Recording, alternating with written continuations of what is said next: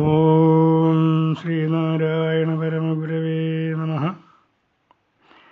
പ്രിയ ശ്രോതാക്കളെ, സുഹൃത്തുക്കളെ, ഗുരുദേവൻ തൻ്റെ പ്രവർത്തന മണ്ഡലം വിപുലപ്പെടുത്തുക എന്ന ഉദ്ദേശത്തോടു കൂടിയാണ് വർക്കലയിൽ ശിവഗിരി മഠം സ്ഥാപിച്ചത്. പിന്നീട് ആലുവയിൽ പെരിയാർ തീരത്ത് അദ്വൈതാശ്രമവും സ്ഥാപിച്ചു. അരുവിപ്പുറത്ത് ആശ്രമത്തോടൊപ്പം ശിവക്ഷേത്രവും ശിവഗിരിയിൽ ആശ്രമത്തോടൊപ്പം ശാരദാദേവിയെ പ്രതിഷ്ഠിച്ച ക്ഷേത്രവുമുണ്ട്. എന്നാൽ ആലുവയിൽ അദ്വൈതാശ്രമം അല്ലാതെ ക്ഷേത്രം നിർമ്മിച്ചിട്ടില്ല. ഇവിടെ ആശ്രമം എന്ന വാക്കിന് സന്യാസിമഠം എന്ന അർത്ഥമാണ് ഉദ്ദേശിക്കുന്നത്.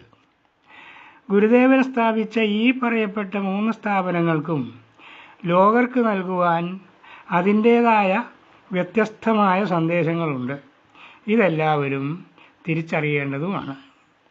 അരുവിപ്പുറത്തെ ശിവപ്രതിഷ്ഠ കൊണ്ട് ഹൈന്ദവ സമാജത്തിൽ നിലനിന്നിരുന്ന ജാതി വ്യവസ്ഥയെയും അതിനെ ആധാരമാക്കി നിലനിന്നിരുന്ന അയിത്താചാരണം, തീണ്ടൽ, തൊഴിൽ എന്നീ അനാചാരങ്ങളെയും ഉന്മൂലനം ചെയ്യാനുള്ള പ്രവർത്തനങ്ങൾക്കുള്ള ശുഭാരംഭം കുറിക്കപ്പെട്ടു.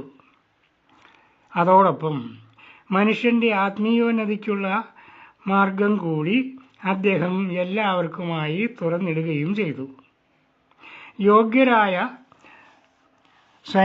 യോഗ്യരായവർക്ക് സന്യാസം നൽകി ശിഷ്യരായി സ്വീകരിച്ച് ലോകത്തിനു വേണ്ടി ഒരു ആത്മീയ സമൂഹത്തെ, ആത്മീയ ഗുരുക്കന്മാരുടെ പരമ്പരയെ സൃഷ്ടിക്കുക എന്ന ഉദ്ദേശത്തോടു കൂടിയാണ് അത് ചെയ്തത്. സാധാരണ ജനങ്ങളെ ബൗദ്ധികമായും സാമ്പത്തികമായും ഉയർത്താൻ വേണ്ടി ധർമ്മപരിപാലന യോഗം ഉണ്ടാക്കിയിട്ടുണ്ടല്ലോ. ഭക്തിമാർഗത്തിലൂടെ മനഃശുദ്ധിയും സമത്വബോധവും ഉണ്ടായി ആത്മീയോന്നതിയിലേക്ക് നയിക്കാൻ ഈശ്വരവിശ്വാസം ഉണ്ടാകണം. അതിനാണ് ശിവനെ പ്രതിഷ്ഠിച്ച ക്ഷേത്രം ഉണ്ടാക്കിയത്. ഭക്തി കൊണ്ട് മനഃശുദ്ധി ഉണ്ടാകുന്നത് എങ്ങനെയെന്ന് പറയാം. മനസ്സിൻ്റെ അശുദ്ധിക്ക് അടിസ്ഥാനം സ്വാർത്ഥമോഹങ്ങളാണ്. സർവ്വതും ഈശ്വരനിൽ സമർപ്പിച്ച ഭക്തന് സ്വാർത്ഥമോഹങ്ങൾ ഉണ്ടാവുകയില്ല.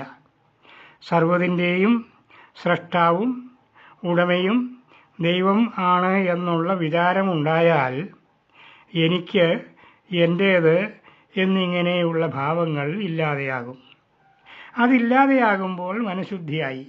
അതുപോലെ എല്ലാവരും ഒരേ ഒരു ഈശ്വരൻ്റെ സന്തതികളാണ് എന്ന വിചാരമുണ്ടാകുമ്പോൾ ഉച്ചനീചത്വഭാവവും ശത്രുമിത്രാദിഭാവങ്ങളും ഉണ്ടാവുകയില്ല. എല്ലാവരും തുല്യരാണ് എന്ന വിചാരമുണ്ടായാൽ സമത്വവുമായി. നമ്മുടെ ശിവനെയാണ് പ്രതിഷ്ഠിച്ചത്, എൻ്റെയും നിൻ്റെയും സർവരുടെയും ദൈവമായ ശിവനെ. ശിവ ശബ്ദത്തിന് മംഗളസ്വരൂപൻ എന്നാണ് അർത്ഥം. സർവർക്കും സകല ജീവജാലത്തിനും മംഗളം അരുളുന്ന ഭഗവാന്റെ ഭക്തന്മാരാകണം നമ്മൾ.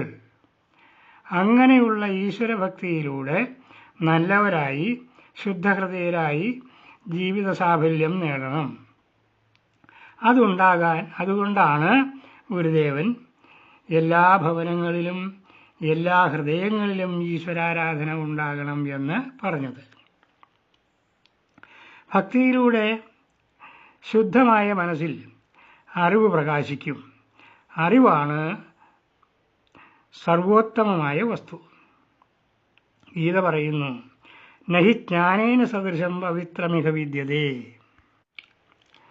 അറിവിനു തുല്യം പരിശുദ്ധമായ മറ്റൊന്നും ഇല്ല. എല്ലാവരും അറിവുള്ളവരാകണം. അജ്ഞതയുടെ അന്ധകാരത്തിൽ നിന്ന് ജനങ്ങൾ മോചിതരാകണം. ഈ ഉദ്ദേശത്തോടു കൂടിയാണ് ശിവഗിരിയിൽ ഗുരുദേവൻ അറിവിനെ ഒരു ദേവതയുടെ രൂപത്തിൽ പ്രതിഷ്ഠിച്ചിരിക്കുന്നത്. ശിവഗിരിയിലെ ശാരദാ പ്രതിഷ്ഠ അങ്ങനെയുള്ളതാണ്. അരുവിപ്പുറത്തെ ശിവക്ഷേത്രവും ശിവഗിരിയിലെ ശാരദാമഠവും തമ്മിലുള്ള വ്യത്യസ്തത അറിഞ്ഞിരിക്കേണ്ടതാണ്. അരുവിപ്പുറം ക്ഷേത്രത്തിൽ വൈദിക വിധിപ്രകാരമുള്ള പൂജാക്രിയകളെല്ലാം ഉണ്ട്. ശാരദാദേവിക്ക് അങ്ങനെയുള്ള മണിയടിച്ചുള്ള പൂജകളും ക്രിയകളും ഒന്നും ഇല്ല. അവിടെ കേവലം പുഷ്പാർച്ചന മാത്രമേ ഉള്ളൂ. ശാരദയ്ക്ക് ജലവും പുഷ്പവും മതി എന്നാണ് ഗുരുദേവൻ പറഞ്ഞത്. ശിവപ്രതിഷ്ഠയുടെ ഉദ്ദേശ ലക്ഷ്യങ്ങൾ മുൻപ് പറഞ്ഞതാണല്ലോ. താണതലത്തിലുള്ള ദൈവവിശ്വാസത്തിന് ഈ ക്രിയാകർമ്മങ്ങളൊക്കെ ആവശ്യമാണ്. മാത്രമല്ല, സവർണത്വം അഭിനയിച്ച് മേനി നടിക്കുന്നവർക്കുള്ള ഒരു മറുപടി കൂടി ആയിരുന്നല്ലോ അരുവിപ്പുറം പ്രതിഷ്ഠ. അവർക്ക് ആകുന്നതൊക്കെ നമുക്കുമാകാം എന്ന ഒരു സന്ദേശം അധകൃതവർഗത്തിന് നൽകേണ്ടതായ ഒരാവശ്യകത ഇതിൻ്റെ പിന്നിൽ ഉണ്ടായിരുന്നു. ജാതി വ്യവസ്ഥ കൊണ്ടുള്ള വേർതിരിവുകളെ ഇല്ലായ്മ ചെയ്യാനുള്ള തുടക്കം കൂടിയായിരുന്നു അത്. വൈദിക കർമ്മങ്ങൾ കൊണ്ട് ബ്രാഹ്മണന് ശ്രേഷ്ഠനാകാം എങ്കിൽ ആ കർമ്മങ്ങൾ ചെയ്ത് അവർണ്ണനും ശ്രേഷ്ഠനാകാമല്ലോ. ഇതാണ് അതിൻ്റെ ആന്തരാർത്ഥം. ഈശ്വരചിന്ത, പ്രജ്ഞാനം ബ്രഹ്മ, അറിവാണ് ഈശ്വരൻ എന്ന തലത്തിലെത്തുമ്പോൾ ക്രിയാകാന്ഡം അവസാനിക്കും. ഈശ്വരസങ്കല്പം മനസ്സിൽ ഉറപ്പിക്കാനുള്ള ഉപാധികളായിരുന്നു വൈദിക കർമ്മങ്ങൾ. ജ്ഞാനിക്ക് ഈശ്വരനെ ദർശിക്കാൻ വിഗ്രഹങ്ങളെ ആശ്രയിക്കേണ്ട ആവശ്യമില്ല. അതുകൊണ്ട് വിഗ്രഹങ്ങളിൽ ഈശ്വര ചൈതന്യം ഉണ്ടാക്കാനുള്ള ക്രിയകൾ ജ്ഞാനത്തിൻ്റെ തലത്തിൽ നിരർത്ഥകമാണ്. അതുകൊണ്ടാണ് ഗുരുദേവൻ അറിവിൻ്റെ മൂർത്തി സങ്കല്പമായ ശാരദാദേവിക്ക് വൈദിക കർമ്മങ്ങൾ വേണ്ട എന്ന് വിധിച്ചത്. നമസ്കാരം.